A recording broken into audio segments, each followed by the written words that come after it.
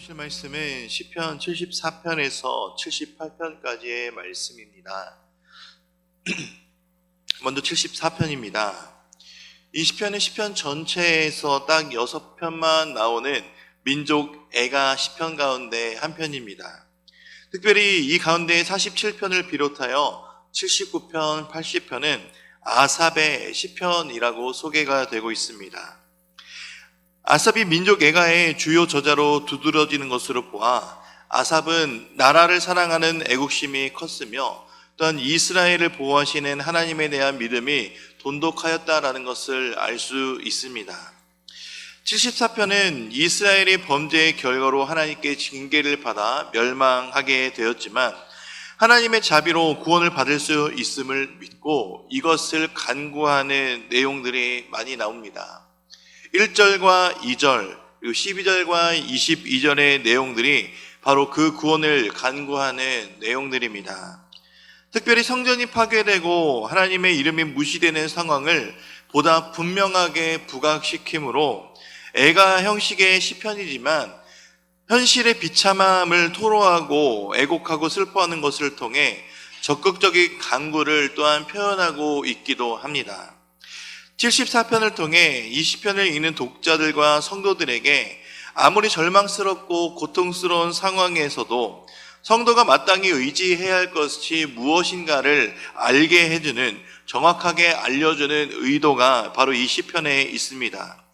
비록 고난 가운데 처해 있고 어려운 가운데 있지만 하나님의 보호하심과 도우심을 확신함으로 하나님께 구원을 호소하는 이 시편의 화자처럼 이 시대를 살아가는 모든 성도들도 하나님의 약속을 믿으며 기도할 수 있다는 것과 하나님을 향한 굳건한 믿음과 기도를 통해 결국 하나님의 구원하심을 얻을 수 있다는 것을 우리는 이 시편을 통해 보아야 합니다.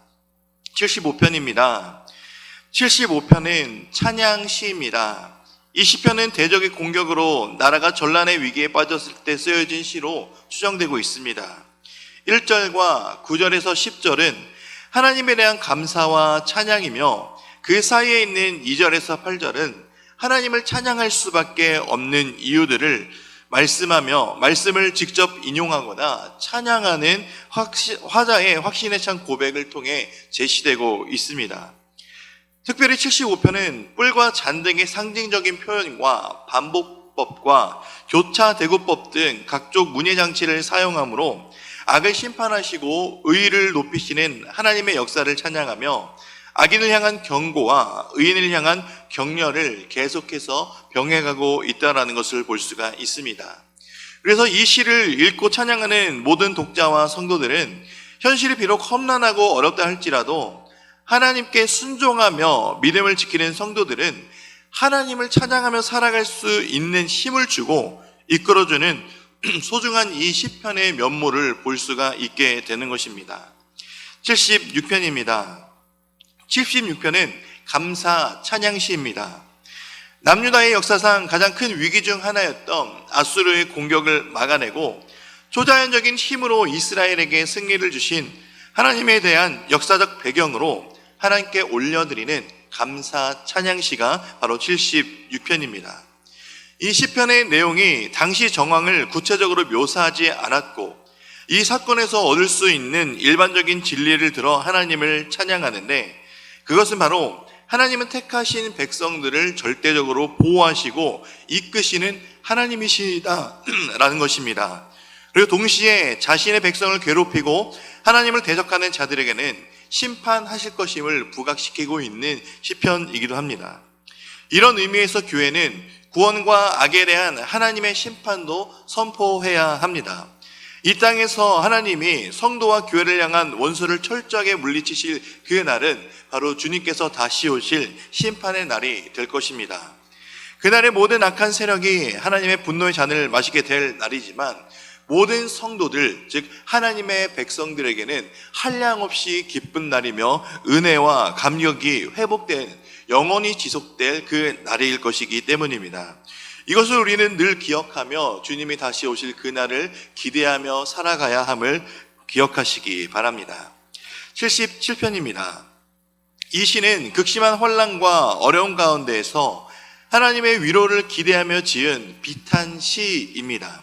특별히 77편은 전반부에는 고난의 현실에 대해 탄식하는 내용의 전형적인 비탄시의 내용을 포함하고 있지만 10절에서 마지막 20절까지는 하나님의 구원의 역사를 노래하는 찬양시의 성격 또한 포함하고 있기에 비탄시 중에서 독특한 시로 평가되고 있기도 합니다. 77편의 고난의 내용을 탄식하지만 그 고난보다 더 많은 찬양이 포함되어 있다라는 사실을 보면 이것을 통해 성도에게 주는 교훈은 고난의 시선을 둘 수는 있지만 그것에 집중하지 않고 고난보다 하나님을 더 찬양하고 하나님께 더 나아가야 된다라는 사실입니다. 하나님께서 베풀어 주신 은혜, 그리고 이미 과거에 베풀어 주신 은혜, 그리고 미래에도 우리를 인도해 주실 하나님의 그 한량없는 은혜에 우리가 초점을 두어야 한다라는 사실입니다. 그리고 그러한 삶이 우리의 삶에서 이루어질 것을 기대하며 살아야 하는 교훈을 우리에게 전달하고 있는 시편이 바로 77편입니다. 78편입니다. 이 시편은 개인 교훈 시편인 73편에 대응되는 공동체 교훈에 들어가는 지혜시로 하나님의 백성들에게 하나님께서 베풀어 주신 구원을 기억하며 과거의 죄를 되풀이하지 않기를 경고하는 지혜시이며 교훈시입니다. 78편의 내용에서 다루듯이 이스라엘의 과거는 하나님이 베푸신 크신 은혜에도 불구하고 반역과 불순종을 거듭하는 역사가 바로 이스라엘 민족들의 역사였습니다. 이런 과거를 78편의 시인이 되새기는 이유는 이 찬양을 부르는 백성들과 성도들로 하여금 과거의 패역한 역사를 반복하지 않게 하도록 하기 위함이었습니다. 그리고 다윗 왕조에 부여된 하나님의 언약과 그들을 중심으로 이스라엘의 기틀을 다지시고 그 백성들을 세워나가고자 하는 하나님의 계획을 백성들에게 보다 분명하게 전달하기 위함도 있습니다. 이 시편은 특별히 현대를 살아가는 성도들에게 직간접적으로 표현해 주는 것은 전체 내용에서 나오는 것처럼 과거의 죄악들의 기억이 있고 현재도 죄로 인한 죄성이 남아있다 할지라도 하나님은 자신의 택한 백성들을 결코 버리지 아니하신다라는 것입니다. 그리고 그 백성들을 하나님께서 계속적으로 지속적으로 은혜를 베푸시는 자비의 하나님이심을, 그리고 그 성실하신 하나님은 날마다 우리를 하나님의 성실 가운데로 인도해 주신다라는 것을 깨닫게 해주는 이 시편의 역할이기도 합니다. 그러므로 우리는 날마다 우리에게 자비를 베풀어 주신 하나님의 은혜를 늘 기억함으로 우리를 구원해 주신 예수 그리스도의 그 십자가의 구원의 감격을 되새기며 늘 감사와 기쁨으로 살아가는 삶이 되시기를 주님의 이름으로 축복드립니다. 이제 말씀을 듣겠습니다. 74편에서 78편의 말씀을 경청하실 때 우리에게 들려주시는 하나님의 음성을 들을 수 있기를 바랍니다. 주의 말씀은 내 발의 등이요 내 길의 빛이니이다. 아멘.